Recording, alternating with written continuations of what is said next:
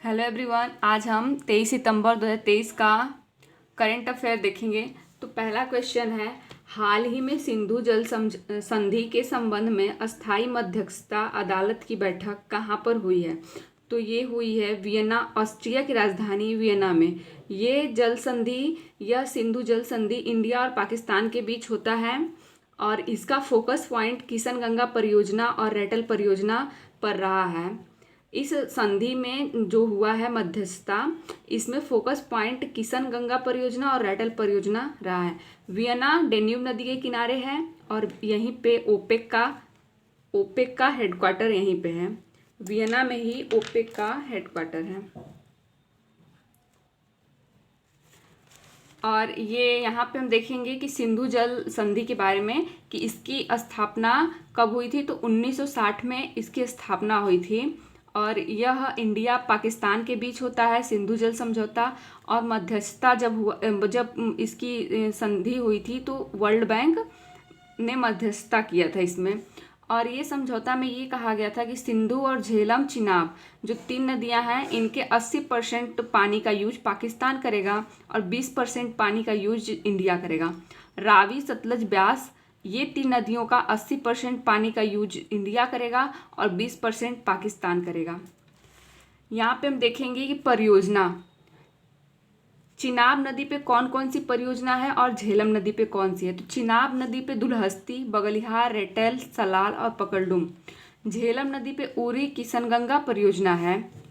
और इतिहास में हम वेदों में हम झेलम को किस नाम से जानते हैं, ब्यास को किस नाम से जानते हैं, चिनाब नदी को किस नाम से, रावी को किस नाम से। तो झेलम को वितस्ता कहा गया है और ब्यास को विपाशा, चिनाब को अस्कनी, रावी को पुरुषणी। चिनाब नदी का उद्गम बाड़ा राचा दर्रा से होता है। जब उद्गम होता है तो इसका नाम चंद्रभागा रहता है।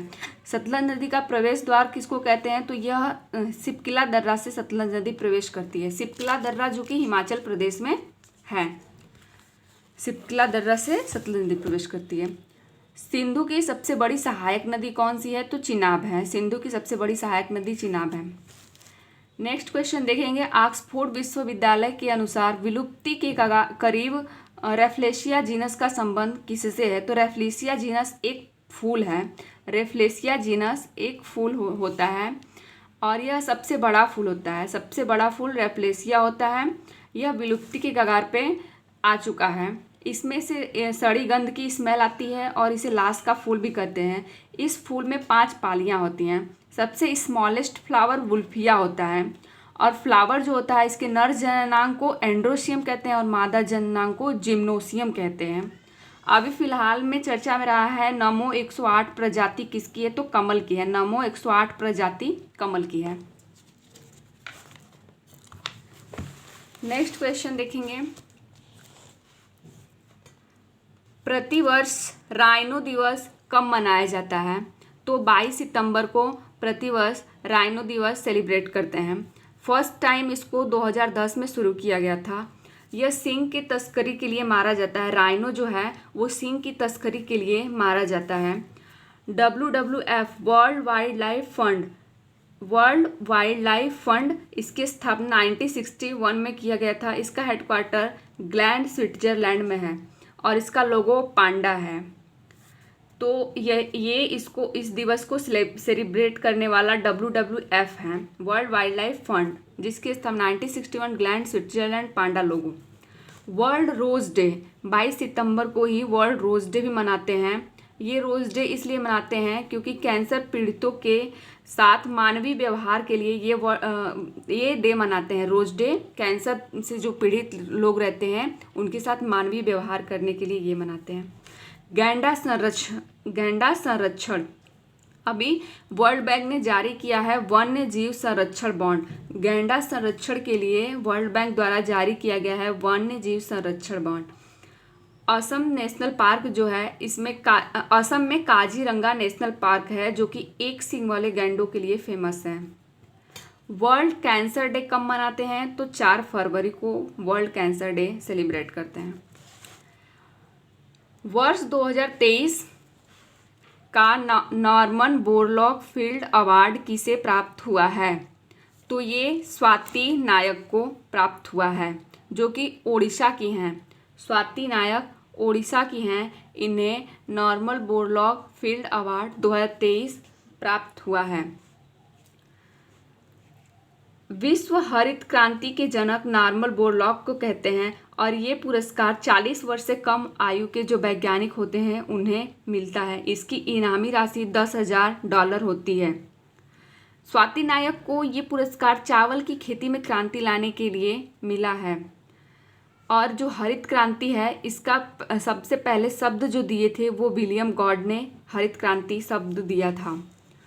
भारत में हरित क्रांति, यहाँ पे हम लोग देख लिए कि विश्व में हरित क्रांति के जनक नॉर्मन बोरलॉग हैं। भारत में हरित क्रांति के जनक MS स्वामीनाथन को माना जाता है। रैमन मैग्सेसे अवार्ड अभी फ़िलहाल में चर्चा में रहा है, जो कि डॉक्टर रवि कन्नन को मिला है। यह एक ओंकोलॉजिस्ट हैं। चावल अनुसंधान इंटरनेशनल मनीला में है, मनीला फिलीपींस मनीला में है। और इंडिया में चावल अनुसंधान ओडिशा कटक में है। ओडिशा के कटक में है। और गेहूं की नई किस्म HD3358, गेहूं की नई किस्म HD3358 है। हाल ही में किस देश की संसद में 1000 साल पुराने एलियन शवों को प्रस्तुत किया गया है?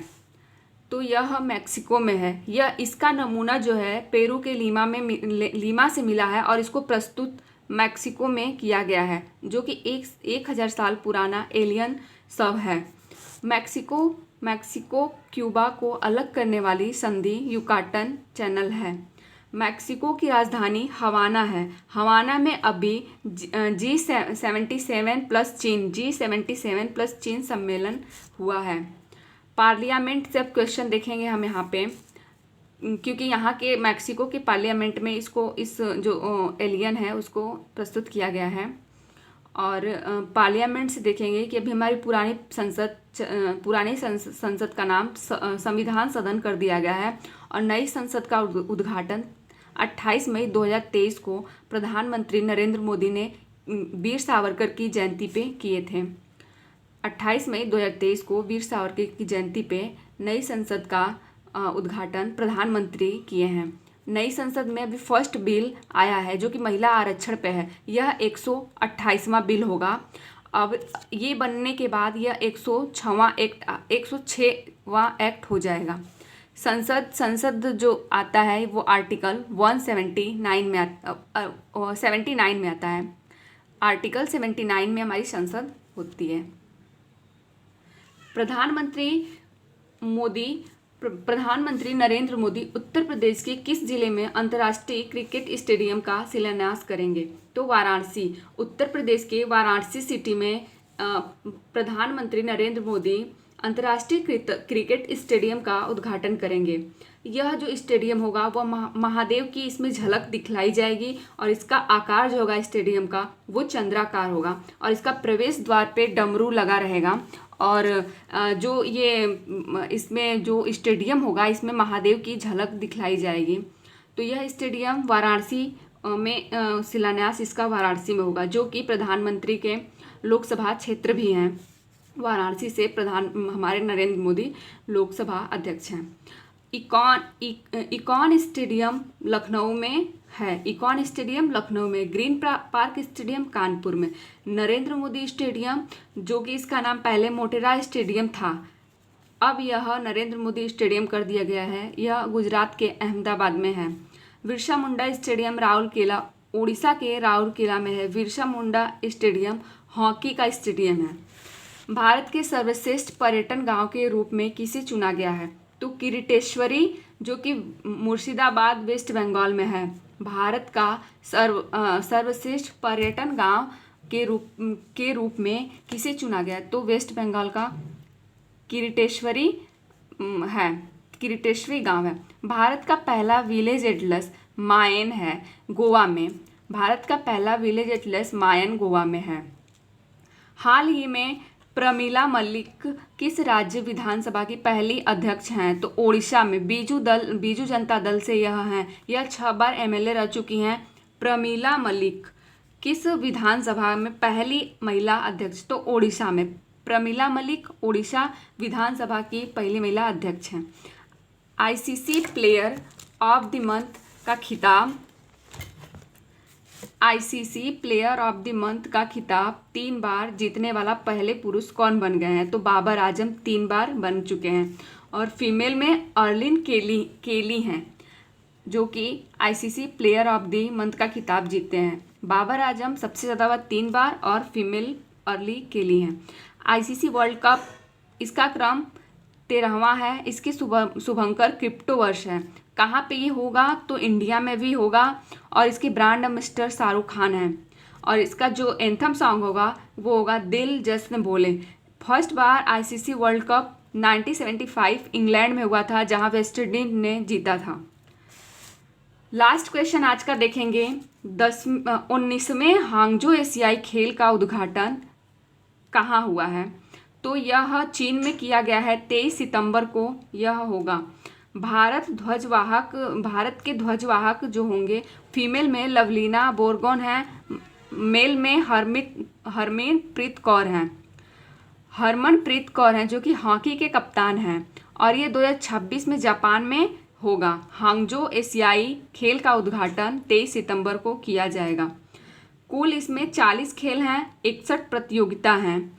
और यह पहली बार जो है एशिया खेल इंडिया में किया गया था। 1951 में हुआ था। इंडिया में 2 बार हो चुका है ये, 1951 में और 1982 में।